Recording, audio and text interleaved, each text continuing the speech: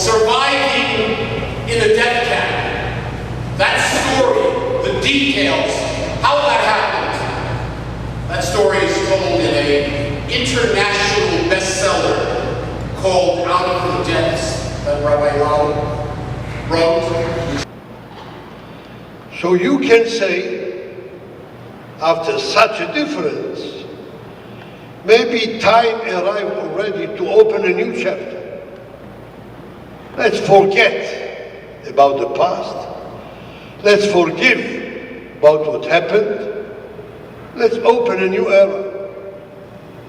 This is the reason why I came here to Buchenwald, to Weimar, to tell you that we will never forget and we will never forgive. Never. Because to forget is impossible. You cannot forget. And this is gathering here in Beth-El, young Israel of Beth-El, the 15th Avenue, New York, Brooklyn. 69 years later, including young girls from Beit Yaakov or other institutions. If they are here 69 years after the liberation, so you see, we cannot forget. It's impossible. Lo tishkach. Lo tishkach, what the Torah says, is not only an order. It's a prophecy. Moshe Rabbeinu told us, Zachor, remember, is an order. Do everything to remember. Like this event that Dov Hikind arranged, this is Zachor. Lo tishkach is a prophecy. You will never forget. 1982, I came on a visit here to New York when my brother, Rabbi Lau, as you mentioned, was the Consul General of Israel, survivor of Auschwitz and Buchenwald. I was lucky to be in Buchenwald only. He was in both. He put the railways from Auschwitz to Birkenau at the age of 16. Was kept from the street. They took him to work. He escaped from Auschwitz. A long story. You can see it in his book. Balaam's Prophecy. Am Kalavi is the name of the book in Hebrew. And he was here Consul General 4 years. When I came to 82 to visit, he said to me, the mayor of New York, Ed Koch, heard about our story, the Holocaust. He asked me, in case that you come to New York, he wants to meet with you. Do you accept this invitation? He said, gladly, why not? He took me on the way to the City Hall of New York, downtown of Manhattan. I asked my brother a little bit about that Ed Koch. Who is he? He said, he's a Jewish. Ed is not Ed, it's Avrom. Ketch is Katz, Kohen Tzedek, Avrom Katz, Ed Koch. From where he's born here in the Bronx. I come, he praised him. In presence of the mass media was an expert in this field. He said, you know, I'm also a survivor. I looked at my brother. Someone here is wrong. He told me that he was born here in the Bronx. How is he a survivor? He explained himself. As the mayor of New York in the first year, I was invited to Germany, that time West Germany, among other mayors of the largest cities in the world. We came to the room, to the office of Adolf Hitler, in Marshall. And we saw a globus.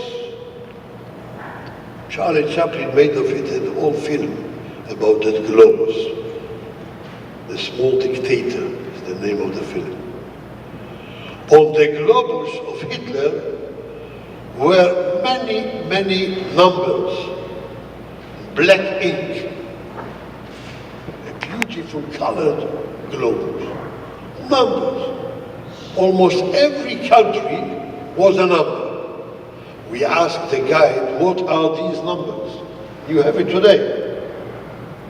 He said, Hitler ordered his staff in the day of September the 1st, 1939, the day of breaking of the war, World War II, you have to prepare the globus with the numbers of every country in the world, how many Jews are in that country. They are my target. They are the reason of my war. I must clean up the globus from these dirty Jews. Until I will not clean up the whole globus, I will not finish my war. This is my Kampf, my war. And Koch says, on Albania, there was the number 1. He didn't give up even one Jew living in the capital city of Albania, Tirana. He cannot live if a Jew will breathe in Tirana of Albania. And then I saw United States of America, a very symbolic number, 6 million. I was one of these 6 million, said Ed Koch. I was that time here in New York. I was born already. On the number of 6 million, I was included. If we wouldn't stop the beast, the Nazis, he would go further and further till he will clean up the whole globe. So I am a survivor too, said Coach. I would have the same destiny of the other 6 millions who perished. Very smart and historic sentence. Our 6 million Jews in America would have, God forbid, the same destiny of those 6 million Jews of Europe if he wouldn't stop it. So am I also a survivor.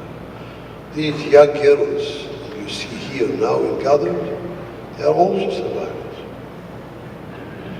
Those who were there in the hell, these are what the prophet says, Ud Muzal Me'esh. Out of the fire, out of the hell. In Hebrew we call it Sridim, Sridei Shoah. But all the Jewish people, in present and in future, are survivors of the Holocaust. All of you, with us. I have a lot to tell you. And a lot more to say, but I don't want to take your time too long. Only one sentence. Because this is very important for me. I said a part of it 2 weeks ago in Auschwitz-Birkenau on the March of the Living. I'm leading it since 1988, and I never missed a March of the Living 26 times already.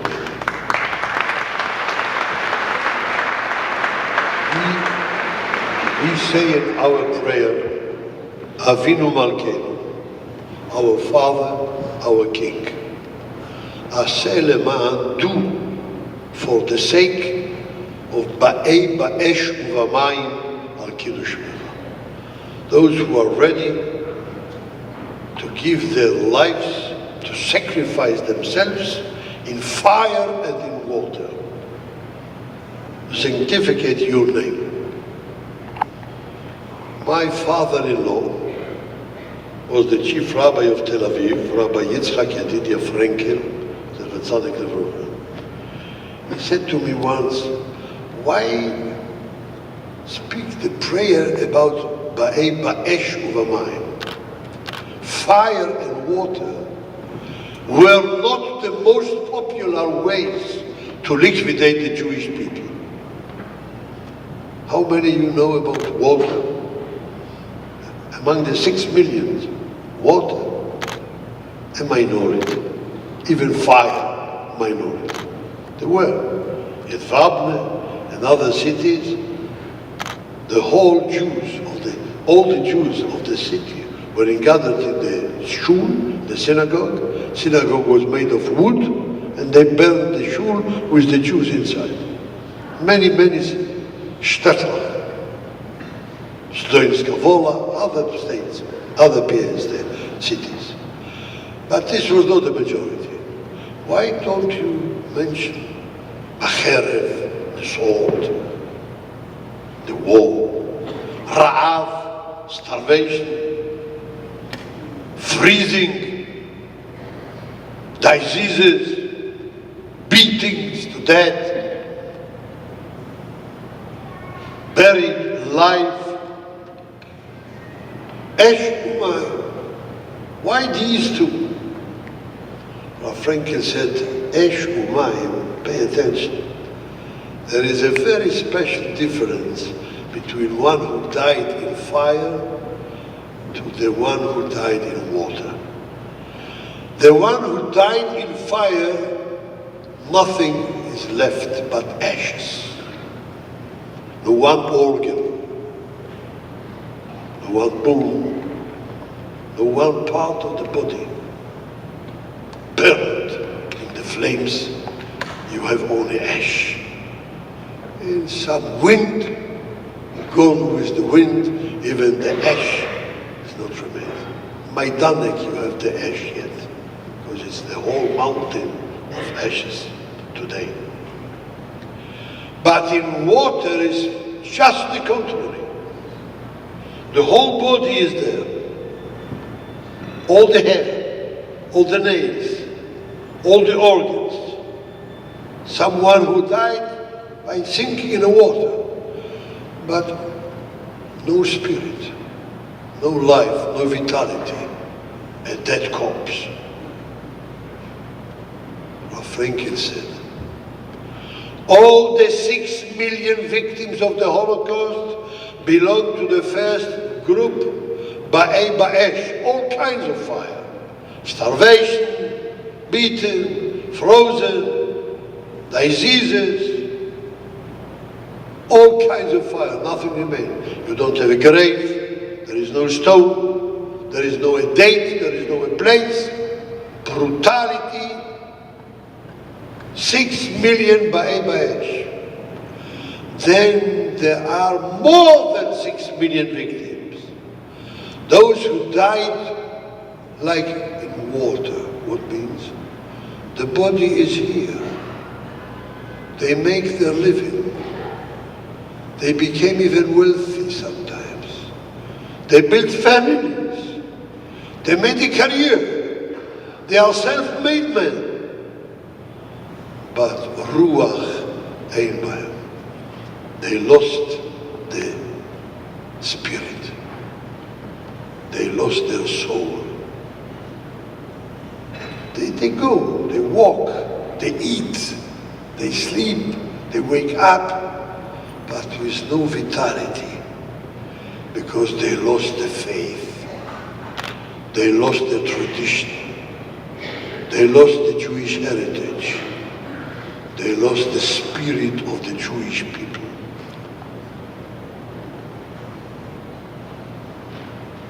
Assemblyman ba'esh uvamayim. Both are victims of the Holocaust.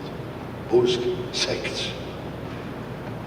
Those who perished and those who live without emunah, without faith. And I say to them, I speak to them very often. I understand that you are angry. I understand that you have questions. I understand the questions better than you think I do. We don't have the answers. We cannot have the answers. Me'od amku machshavotecha.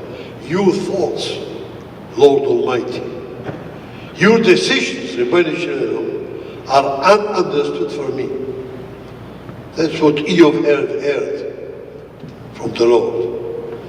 You cannot understand. We cannot even look at the sun. We cannot understand everything which is going in the stars, beyond the oceans, and above heaven, and other worlds.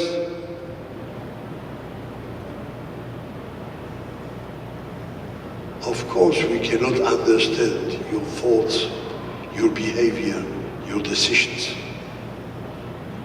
But if that moment of you, survivor, or the family of the survivor, show your back to the Jewish tradition, and you say that this is because of, whom do you punish? Only yourself. You pay twice. You paid 6 years of the war, and now you pay 66 years, 69 years of losing an address, losing the values of tradition.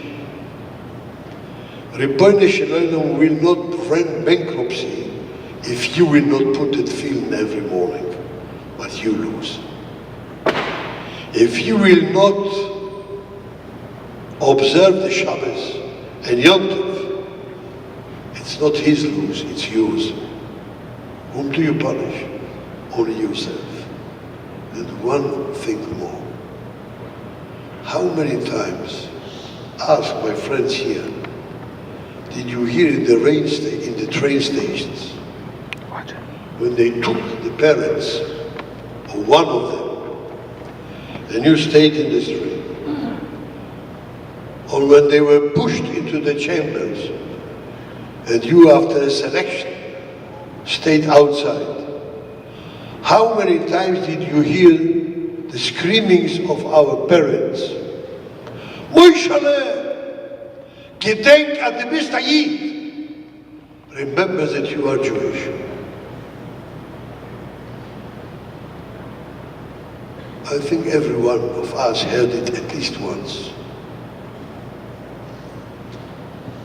Surale, Leale, gedenk as it was Shabbos. Gedenk von wann du stammst. From where do you come from? Remember who you are. Don't forget your identity. So I said to my people, the last will of our parents, the Kadosh, it's not worthy to fulfill their last testament. What did they ask? To keep Shabbos? To keep kosher? Always remembering us, and these were the last words. Remember who you are, Mr. Yid. I remember one who was crying to it, not my father, another one. Later, I was 7 and a half. The father went away and he said to him, my friend, Blab a mensch and blab a Yid. Be a human being and be a Jewish. You cannot forget it. Sei a mensch and blab a Yid. Something that we owe him. Not to be ba'ebamayim. We cannot save those who perished in flames, but those who live with no spirit, we are ought to give it back to them, to tell them what they said in Auschwitz, Shuvu habayta, come back home. Return home. Shuvu elai v'ashuv alechem. Come back to the roots of the family, to the fundaments of the nation. The last, not least, a word about the righteous among the nations. We are here speaking about three names only. Sugihara, Schwarzenegg, and Schindler. In my function as the chairman of the Council of Yad Vashem in Jerusalem, I can tell you, it's not a secret, but something that not everyone knows, how many righteous among the nations are. We are 69 years later. Yad Vashem made a research and investigated over 60 years after the righteous from all the nations. There is a committee led by a member of the chief, I would say the chief court of Israel, of the Supreme Court. There is always one judge who is the chairman of the Committee of Investigation, who deserves the title of Chassid Umot HaOlam, the righteous among the nations. Supreme Court judge and a group of historians, people who know a lot about the Holocaust, and they declare who is the righteous. And there is a tree with his name tattooed. How many did we find? 24,000. 24,000. You can say that 24,000 is a large number. 24,000, not only three. But I tell you, 24,000, very few. Very, very few. Take only one nation, the German. Another nation, the Polacks. Another nation, the Hungarians. Another nation, the Lithuanians. And all the other nations. What was the population of these nations? Millions above millions. In Poland, we were 3.5 million Jews. Who were the doctors who gave medical treatment to our neighbors? Who were the authors? Who were the education, the teachers? Who were the industrial people who built industry and give employment to our neighbors? Who built the textile of Lodz? Who were the professors in the universities in all fields of science, including medicine? From the whole world, hundreds of millions of people, 24,000.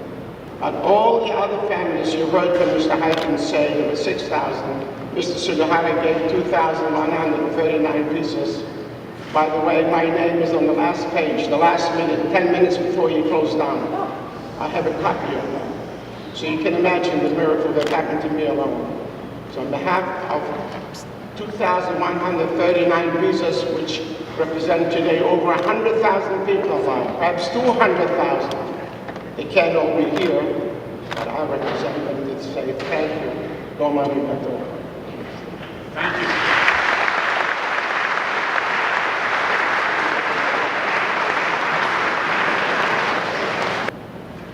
And as eloquently explained by Honorable Assemblyman Hikind, Mr. Chiones Ihara signed thousands of transit visas day and night, so that 6,000 Jewish people could flee the country. The Holocaust showed us, indeed, the depth and the heights of humanity. The depths never to be repeated, and the heights, the courage of acting on your beliefs, something to be emulated always. So the acts of Mr. Jacob Schiff and Mr. Sugihara continue to contribute the friendship between the Jewish and Japanese people, as well as our two nations. To recognize today, to give tribute to Jean Suwarandik. Please, see, nobody corrected me, so I'm doing well. We have here today the Consul General of the Netherlands, Rob de Vos, who is going to join me. And again, Jean Suwarandik was a Dutch businessman and diplomat who helped Jews escape Lithuania during the war. And again, he was involved, an example of trying to save Jews and trying to save people. And that's exactly what he did. And we want to recognize the Consul General. We're going to call up Moishe Hellman, who also is a survivor from Shanghai ghetto, and also the Consul General of the Netherlands. They're both going to join us. My parents, of course, were given the visa by Sugihara, Zecher Tzadik Livrocha. He gave my parents the visa. He gave Rabbi Zuplik the stamp, the seal of his ambassadorship in Lithuania. And he says, I can't sign as many as there are people waiting online, but I want them all saved. He gave this Rabbi Zuplik his seal. He says, go, do it. I'll do as many as I can. You do as many as you can. This was a tzaddik, Sugihara. And as a result, of course, my parents ran to China.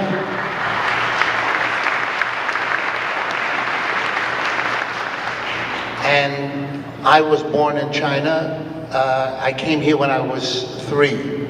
But what I wanted to take out from just one word from what the ambassador Iwai, the Consul General, said, that this Mr. Schiff, who did a tremendous favor to the Japanese, to Japan, to the country, and it's because of him that the Japanese felt a certain hakoras hatoiv, a certain recognition of good to Klal Yisrael. Imagine one Yid, one Jewish person did a toiva to a country, and that country remembered it for all of Klal Yisrael. He issued these visas for the Caribbean island of Curaçao, where in the end people didn't go. Because we in the Netherlands, we lost 75% of our Jewish population.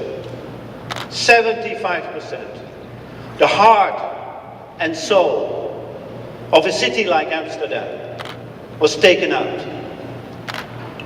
And we all know never to be recovered. We asked our parents, what did you do in the war? We challenged them. But with hindsight, it's easy to judge.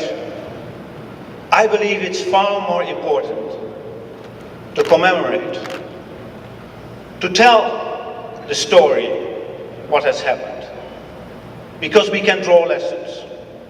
And the next generation doesn't have parents anymore to ask these questions.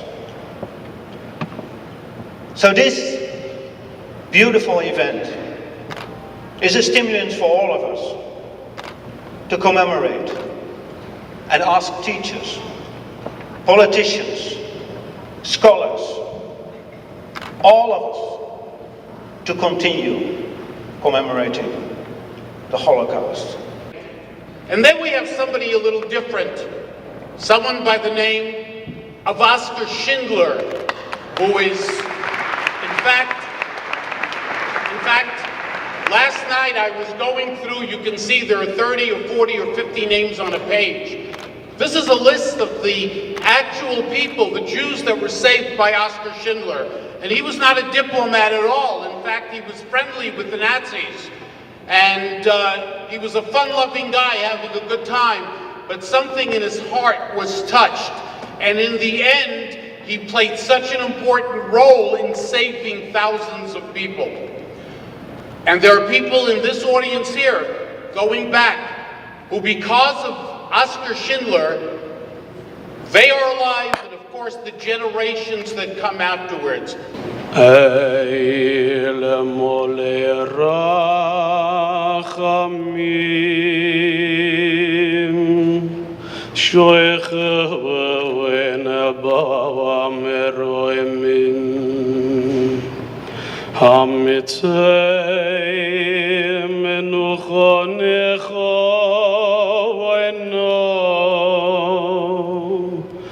Nachas kanefei ashechino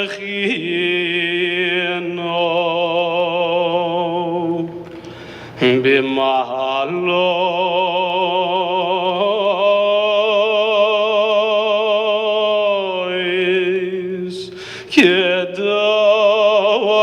kedoshim utehorim kezoyarorokiya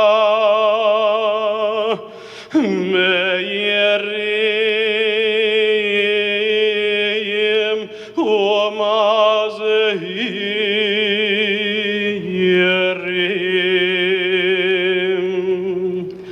eseni shemois eseni shemois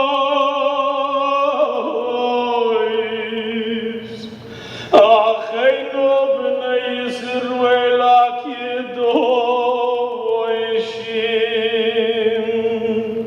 hakedoshim v'yateyoirim shenofilu b'idei rotzchim v'nishbechu domam b'Auschwitz Moidanek Treblinka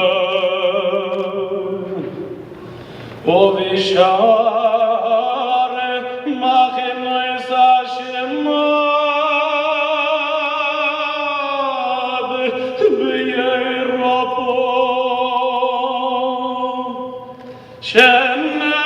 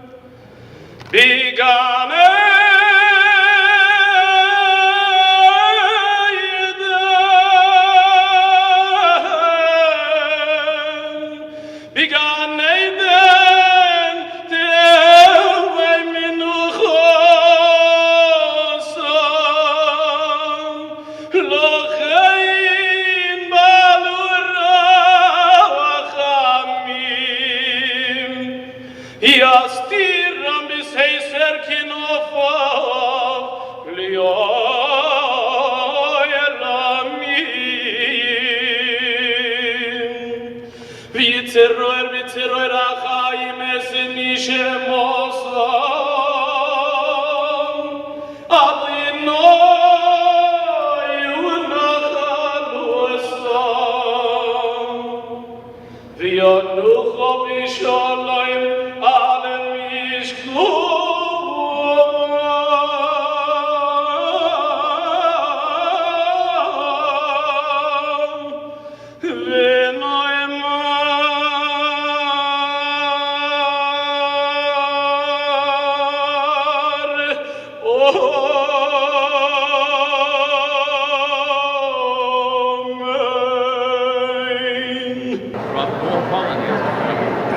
I don't know what to say. Believe it or not, I'm speechless. It was very powerful, very meaningful. I think it touched everyone's heart. And like Rabbi Lau said, the concept of remembering is so important. And he was so powerful. It was unbelievable. And to be honest with you, I'm just thinking of my mother, how much it would have meant to her to be sitting in the front row and listening and bringing, you know, if you watch the people here, we had young people, you know, high school kids, and we had so many survivors here. And if you watch the survivors, they sat for an hour and a half. They didn't move. Every moment to them was a sort of a reaffirmation of what they went through, and the recognition and the understanding and the pain, sharing it with everybody else. As Rabbi Lau spoke about him, you know, he was 5-6 years old in that concentration camp, in a death camp. You know, you could just see Holocaust survivors like nodding their head. Everything he said, they sort of related to it. Yes, yes, yes, yes, yes. I thank Reisy Horowitz from Nachas, the work they do all year, for letting me partner with them to do something very meaningful. I mean, we had a huge crowd here. I got to be honest with you, when I walked through the doors there, I didn't know whether the place would be half full or quarter full. You know, we're losing survivors, unfortunately, every day. They're in their 80s and 90s. And when I walked in, I saw the crowd in not just in the main sanctuary in the shul, but up above. I mean, I said, Baruch Hashem. And what are your thoughts about the chizuk that Rabbi Lau gave? Like, his main message was, don't forget you're a Jew. That's what I said, exactly. That was when he talked about parents, you know, who got separated from their kids, who were in the gas chambers, and saying, Moishe gedenk. Whoa, I mean, that didn't touch everyone's heart. And the lesson is, you got to be a mensch and remember you're a Jew and what that means. I think one goes with the other. So it was very special. I'll be thinking about it tonight when I put my head to the pillow. I'll be thinking about what Rabbi Lau said. It's Russell Cow from Muncie. And Suri Kassira from Lakewood. We're sisters, and both our parents are Holocaust survivors. And it's the first time that we ever heard a Kel Male Rachem for our grandparents and for our aunts and uncles and nieces and nephews that never went al Kiddush Hashem. What a special El Male Rachem.